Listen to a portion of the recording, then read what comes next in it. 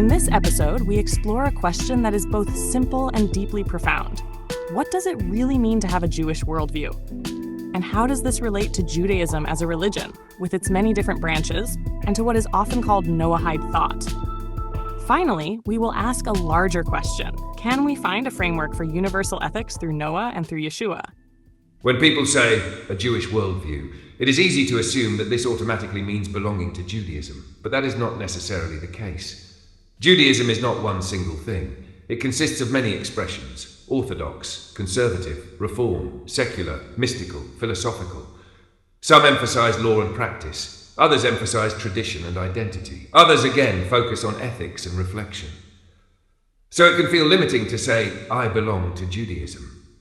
Because which Judaism are we really about? A Jewish worldview can therefore be something broader.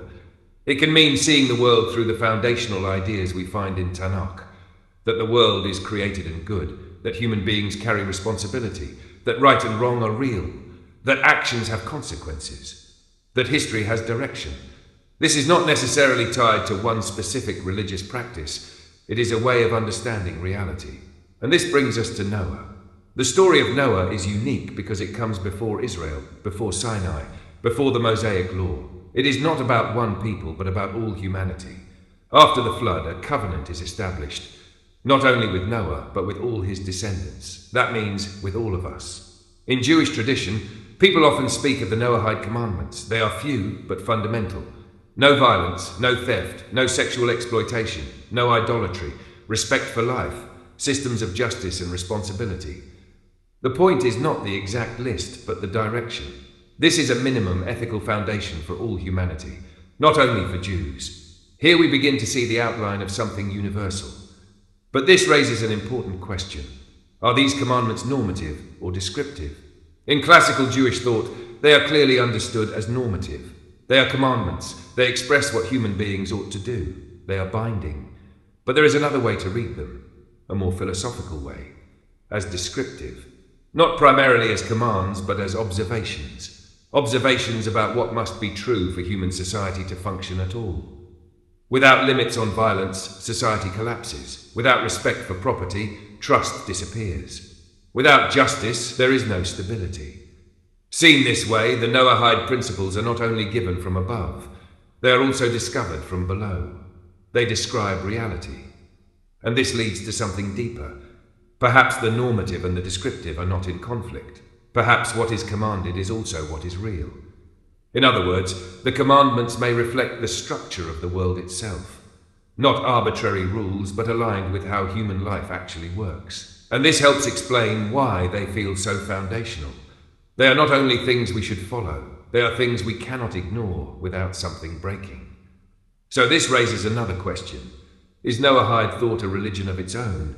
Or is it simply a way of describing something that already exists within human morality?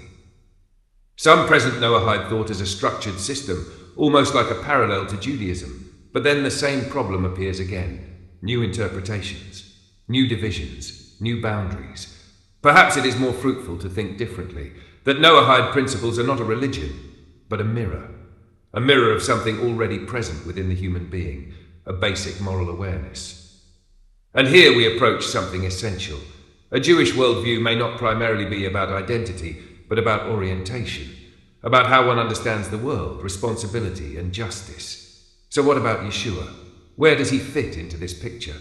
Yeshua moves within the Jewish world. He does not speak to Gentiles about entirely new laws. He speaks to his own people about how the law should be understood.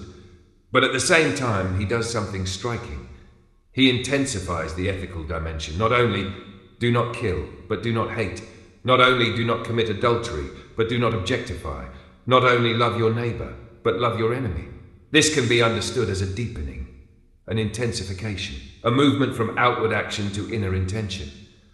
And here we may find a meeting point. Noah provides a minimum. Yeshua points toward a maximum.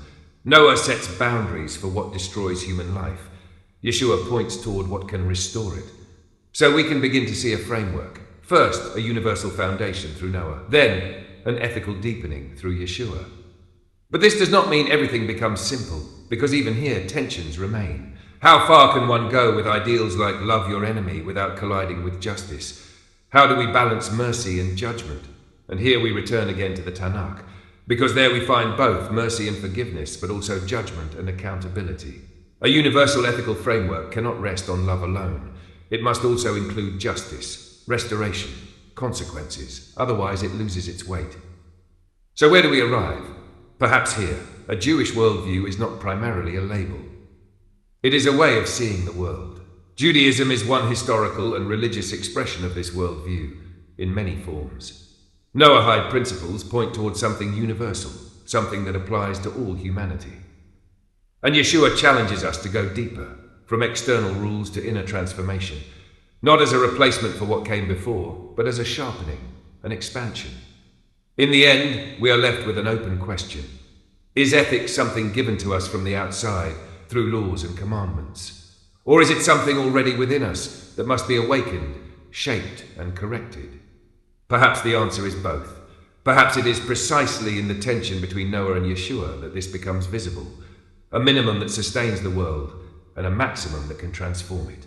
In this episode, we explored the idea that a Jewish worldview may be less about identity and more about orientation, about how we understand responsibility, justice, and the structure of reality itself. Until next time, take care, and peace and blessings.